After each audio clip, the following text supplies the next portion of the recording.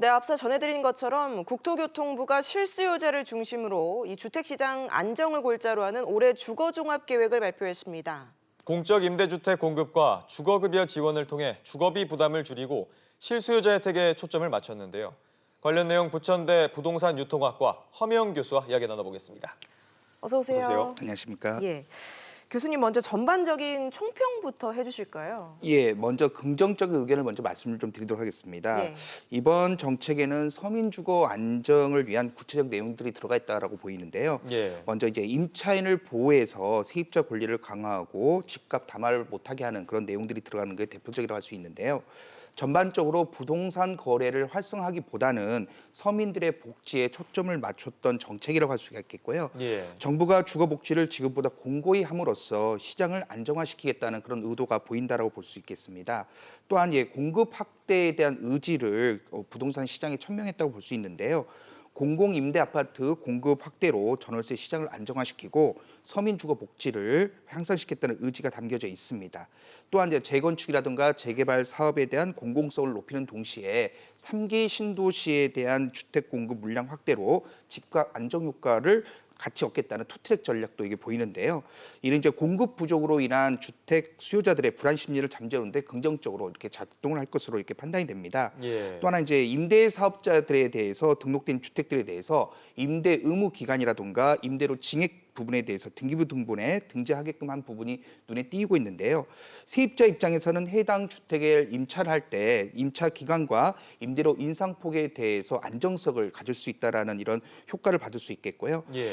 또한 이제 시공사들 같은 경우에는 이 정비 사업 수주 비료를 반복할 경우에 사업 참여를 제한할 수 있는 삼진 아웃 제도와 형사 처벌 내용들도 들어가 있는데요. 따라서 이제 건설사들이 사업 수주를 위해서 좀 무리한 홍보 활동을 자제할 것으로 보이기 때문에 사업비 절감 효과들도 얻을 수 있다라는 긍정적 효과를 받을 수 있습니다. 그런데 이에 반면에 좀 부족하다, 좀 부정적인 미흡하다는 내용들도 좀 있는데요. 네. 가장 대표적인 것으로서 공공주택에 대한 공급 계획이 주로 20대에서 30대의 청년층에 집중돼 있다는 지적이 있습니다. 정부 공공주택 공급 계획은 주거비 마련이 쉽지 않는 이런 취업 준비생이라든가 사회초년생이라든가 신혼부부들을 비롯한 청년 계층들을 대상으로 하고 있는데요. 예. 이런 20대, 30대 외에도 다른 세대들도 취약계층에 포함될 수 있는 만큼에요. 다양한 세대를 대상으로 할 수 있는 주택 공급 계획을 마련할 필요가 있겠고요. 또 하나가 이제 이 재건축 사업이 제대로 이루어지지 않았을 때의 문제점이 되겠습니다. 임대주택에 대한 의무 비율이 높아진다면 가격 하락이라든가 또는 사업에 대한 지연이 불가피할 수밖에 없기 때문에 토지와 건축비 보상을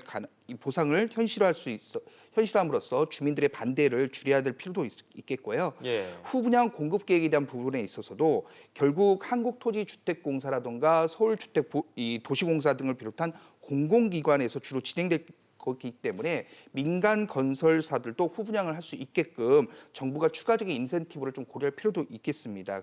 이 후분양 제도 같은 경우에는 공공기관 물량으로 시범 시행하는 단계이기 때문에 당장 부동산 시장에 미치는 영향이 그렇게 크지 않겠다라고 이렇게 판단이 되고 있습니다. 네. 알겠습니다. 이번 계획의 세부 내용을 좀 보면요. 쪽방, 그다음에 고시원 등 주거 취약 지원에 대한 그 강화를 하겠다 이렇게 밝혔거든요. 이 복지 사각지대를 최소화하겠다 이런 건데 과연 효과는 있을까요? 예, 주거급여 소득 기준을 지난해 중위소득 43%에서 44%로 상향해서요. 지난해보다 17% 증가한 110만 가구 정도가 10만 가구 정도한테 이제 지원을 하겠고요. 예. 급여 지급 상한도 현행 대비해서 5.0%에서 9.4%로 인상하여서 지원을 강화를 함으로써 주거급여를 통한 취약계층에 대한 복지 지원이 두터워진다라고 할 수 있겠습니다.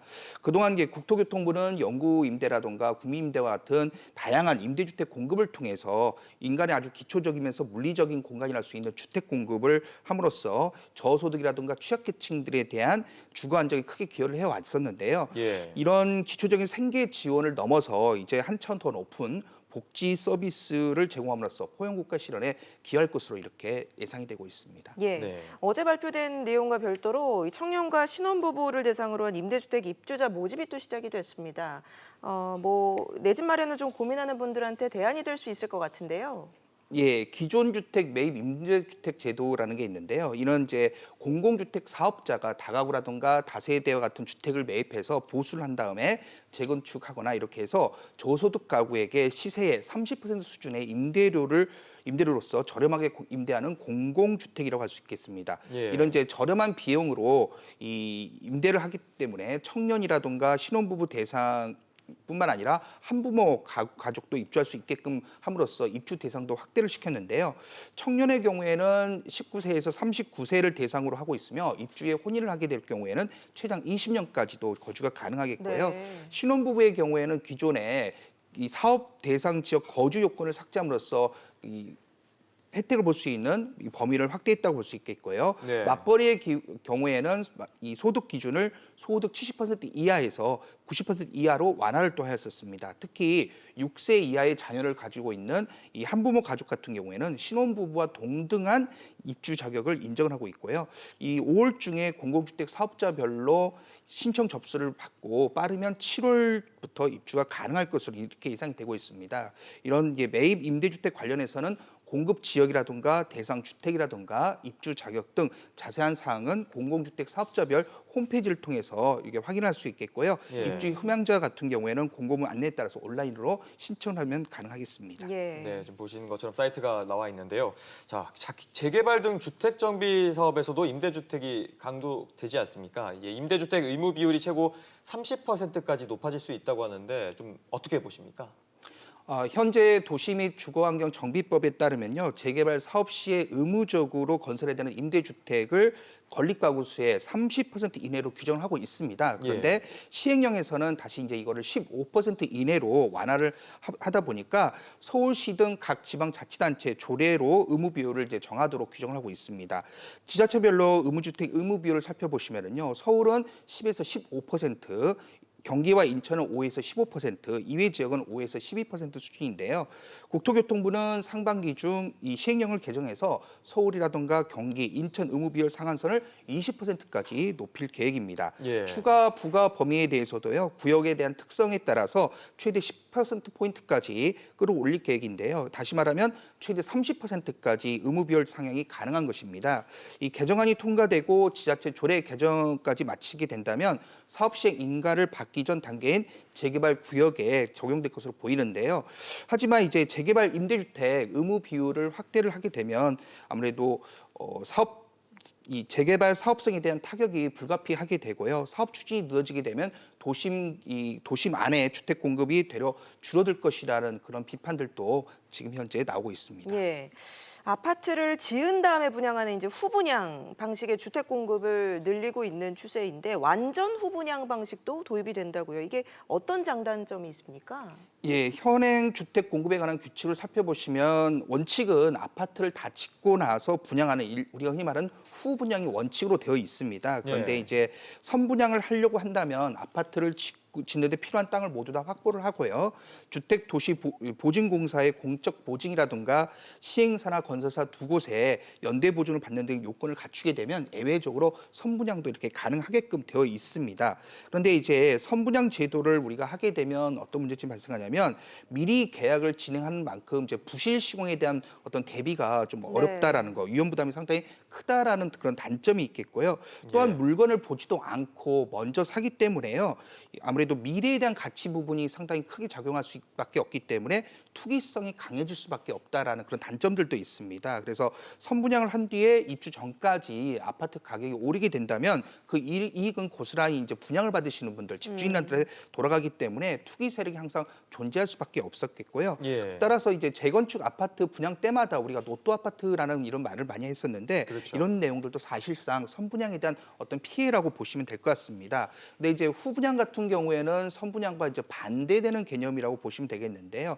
주택을 일정 부분 지은 다음에 분양을 진행한 것을 이야기를 하게 되겠습니다. 그래서 분양가 폭등이라든가 분양권 투기 수요 차단이라는 이런 장점은 있겠지만은 이제 건설사들이 우리가 계약금이라든가 중도금을 받지 못하고 나머지 일시에 이렇게 받는 구조이다 보니까 건설사에 대한 자금난 우려가 발생할 수가 있겠고요. 예. 따라서 이제 금융사로부터 대출을 받게 되면 여기에 대한 금융 이자 부분이 고스란히 입주자들한테 부담이 될 수밖에 없기 때문에 사업비가 증가한다는 그런 단점들도 있습니다. 예. 그래서 선분양으로 진행한 아파트 같은 경우에는 우리가 이제 흔히 말하는 모델하우스, 이 견본주택을 보고 가상의 집을 구입을 한 만큼 나중에 시공이 다 된 다음에 잘못된 부분에 대한 문제점으로서 항상 지금까지 어떤 분쟁들이 상당히 많아졌는데 후분양제의 경우에는 다 지어진 아파트를 보고 사시기 때문에 이런 피해가 없어질 수도 있겠습니다. 그런데 예. 문제는 이런 전체 분양에서 공공 분양이 차지하는 비중이 10%도 채 안 되기 때문에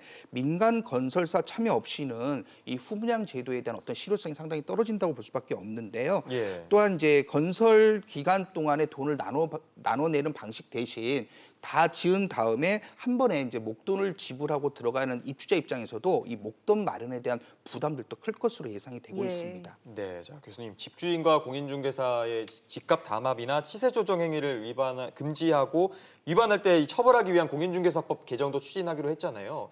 이에 대한 반발도 좀 만만치 않을 것 같거든요.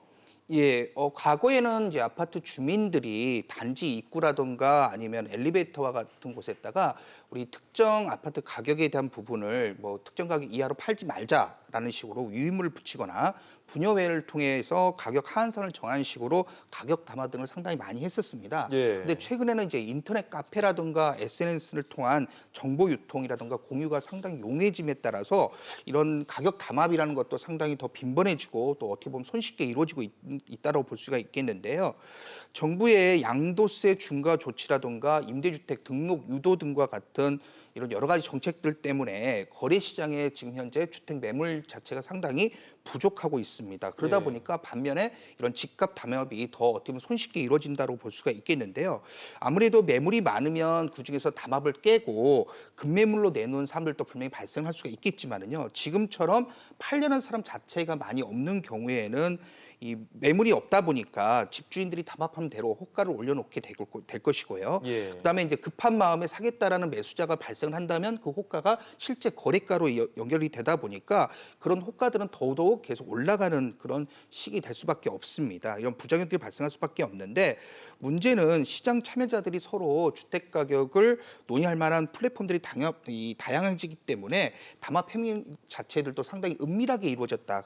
그러다 보니까 이런 가격 담화라든가 시세 조정 행위에 대해서 어떻게 정확하게 규정을 할 것이고 또 어떠한 기준을 가지고서 제재할 것인가라는 법적 기준이 상당히 미흡하다라고 할 수가 있겠고요. 예. 이제는 이제 파파라치 제도 우리가 이제 이거를 이제 집파라치라고 이제 많이 부르고 계시는데 예. 신고 포상 제도를 이용해서 이걸 좀 단속하겠다라는 것도 또 있겠지만요. 이에 따라서 선의에 대한 피해자가 또 발생할 수 있는 가능성이 있기 때문에 근본적인 해법에 좀 더 고민할 필요가 있다고 보입니다. 예, 정부가 이번 계획을 발표하면서 지금 시장 상황이 안정적이다라는 입장을 밝혔는데요. 일각에서는 부동산 경기 침체도 우려하고 있습니다. 어떻게 보세요? 예, 지난해 9.13 부동산 대책 이후에 거래 절벽 현상이 상당히 심화되고 있다라고 보이고 있는데요. 예. 분양 시장과 기존 주택 시장 모두가 꽁꽁 이제 얼어붙었다라고 볼 수가 있겠습니다. 아파트 매매 가격이 내려갔기 때문에 매물을 팔고 싶어도 팔 수가 없고 또 이제 대출 규제가 상당히 심해지다 보니까 실수요자들도 사고 싶어도 사지 못하는 그런 상황이 이제 되어 있는데요. 정부가 의도한 대로 주택 시장이 안정화되어 있다고 볼 수는 있겠지만 시장이 냉각하는 속도가 너무 빠르다라는 이제 문제점이 있습니다. 이 한국은행을 비롯한 대부분의 전문기관에서 한국 경제 성장률을 하향 발표하고 있는 상황에서요. 생산과 투자, 그다음에 수출, 소비 등 각종 실물 경기 지표가 하락하는 이런 추세가 이어지고 있습니다. 이런 시장 이 정상화 속도 조절을 통해서 부동산 시장 유출을 좀 막을 필요가 있을 것 같고요. 그다음에 이런 경착륙에 대해서 선제적으로 좀 대응할 필요가 있겠는데요. 한 방안으로서 특정 지역을 대상으로 부동산 시장이 상당히 부진할 경우에는 그 지역만의 특성을 이용해서 처방을 좀 내려주는 우리가 흔히 말하는 핀셋 처방이 예. 필요할 것으로 예상이 되고 있습니다. 네, 자 이런 가운데 어제 서울시가 자체적으로 단독주택 재건축 세입자 지원 대책을 발표를 했습니다. 자체적으로 지원책을 발표한 이유가 뭔지 이걸 좀 어떻게 해석을 해야 될까요? 예, 서울시가 이제 처음으로 단독주택 재건축 세입자에 대한 대책을 내놨었는데요. 지금까지 단독주택 재건축은 재개발 사업과 달리 어떤 세입자에 대한 손실 보상 이 의무 규정이 없었다라고 이렇게 보입니다. 그래서 예. 이에 영세한 단독주택 세입자 같은 경우에는 철거라든가 이주 시점에 이 오갈 데도 없는 그런 상황이 많이 발생을 하다 보니까 좀 악순환이 많이 발생을 했었는데요. 이에 따라서 서울시가 단독주택 재건축에 대해서도 이 세입자 보상 대책을 재개발처럼 동일하게 하는 방안을 마련을 했는데요. 이번 대책에 따르면 재건축 사업 시행자는 철거 세입자에게 재개발에 준하는 이제 손실 보상에 대한 비용을 해줘야 되는 것이고요. 예. 그다음에 이제 이 서울시의 경우에도 행복주택과 같은 임대주택 공급을 세입자들이 들어갈 수 있게끔 이렇게 하는 방안들을 마련을 했었습니다. 따라서 이 법의 사각지대에 있던 부분을 서울시에 대한 행정적 지원을 가지고서 보완을 했다라고 보시면 될 것 같습니다. 예. 예. 서울시가 이 세입자 주거권 보장을 위해서 마련한 대책들 어떤 내용인지 좀 궁금하고요. 또 이 재개발 사업 규모는 어느 정도나 되나요? 예, 단독주택 재건축의 경우에는 지금 이제 2014년 8월 달에 보상 제도 자체가 이제 단독주택 재건축 제도가 폐지가 되면서 보상 근거들도 지금 없는 상태에 있는데요. 예. 제도 폐지 이후에는 구역이 새로 지정된 게 없기 때문에 문제가 없는데 문제는 이제 제도 폐지 이전에 사업을 진행했던 구역이 이제 문제가 되고 있습니다. 제도 폐지 당시에 지정된 사업 구역이 286개인데요. 이 중 사업 추진이 지지부진했던 198개 구역은 주민들의 동의를 통해서 해제가 됐고요. 나머지 22개 구역은 이제 사업 추진을 통해서 이제 준공이 되고 있습니다. 그다음에 현재 이제 66개 구역이 여전히 사업 진행 중에 있겠는데요. 예. 이에 대한 세입자 보상 대책이 이제 필요한 상황이겠고요. 이 66개 구역 중에서 사업을 착공한 17개 구역을 제외하고 착공 이전 단계에 있는 49개 구역 4,902가구가 아무런 보상 없이 이제 내몰릴 위기에 처해져 있는데요. 이 서울시가 이제 보장했던 제도를 좀 살펴보시면은 첫 번째 크게 두 가지로 보실 수가 있는데 첫 번째로는 재건축 사업 시행자에게 철거 세입자에게 비슷한 재개발 사업과 비슷한 손실 보상을 제공토록 하는 것이 있는데요. 예. 주거 이전비라든가 동산 이전비라든가 영업 손실 보상비 등을 지급을 하겠고요. 사업 시행자가 세입자 손실 보상을 하게 되면 이런 손실 보존을 하기 위해서 그에 준하는 용적률을 10% 이내에서 인센티브를 부여를 하겠고요. 용적률 상한이 어려운 경우에는 층수를 완화해주거나 용도적 변경을 상향을 해주는 등 같은 혜택을 적극적으로 해줄 수가 있겠습니다. 둘째는 대부분 이제 영세한 단독주택 재건축 철거 세입자들을 대상으로 재개발 세입자처럼 임대주택 입주 기회를 새롭게 이제 부여를 하는데요. 주택 재개발의 경우에는 현재 이제 임대주택 의무 비율이 15%이지만 단독주택 재건축은 임대주택 이 의무 비율이 없습니다. 그래서 예. 재개발 철거 세입자에게 적용되는 보증금이라든가 임대료라든가 임대기간 등의 이런 조건을 동일하게 적용할 그런 예정이 있습니다. 예. 네. 자, 봄맞이 이제 본격적인 분양 성수기가 이제 다가왔지 않습니까? 자, 이번에 주목되는 분양 단지들 어떤 건지 간단하게 좀 소개 좀 해주시죠. 예, 이번에 분양을 이제 시작하는 단지들을 좀 살펴보시면은요. 예. 가장 주목받고 있는 단지 같은 경우는 아무래도 수도권이라고 할 수 있겠는데 특히 이제 서울, 경기, 인천 지역 중에서도 강남과 강남 주변에 있는 택지 지구에서 아파트 분양 물량이 이렇게 쏟아진다라고 보실 수가 있겠습니다. 예. 가장 대표적인 지역으로서는 이제 강남 3구라 말씀드릴 수 있는 강남구, 서초구, 송파구 물량이 10개 단지에서 7,502가구, 이 중에서 3,909가구가 일반 분양에 나서는데요.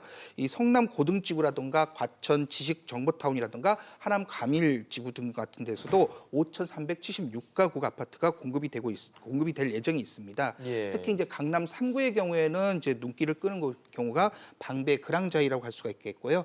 그다음에 이제 삼성물산 같은 경우도 삼성동 상하 2차 아파트를 재건축하는 내미안 나클래시 같은 경우도 분양 예정 중에 있고, 그다음에 서초동 무지개 아파트를 재건축하는 GS건설의 서초 그랑자이 경우에도 상당히 눈에 띄는 그런 분양 단지라고 할 수가 있겠습니다. 예. 네. 알겠습니다. 지금까지 부천대 부동산 유통학과 허명 교수와 함께했습니다. 말씀 고맙습니다. 고맙습니다. 맞습니다.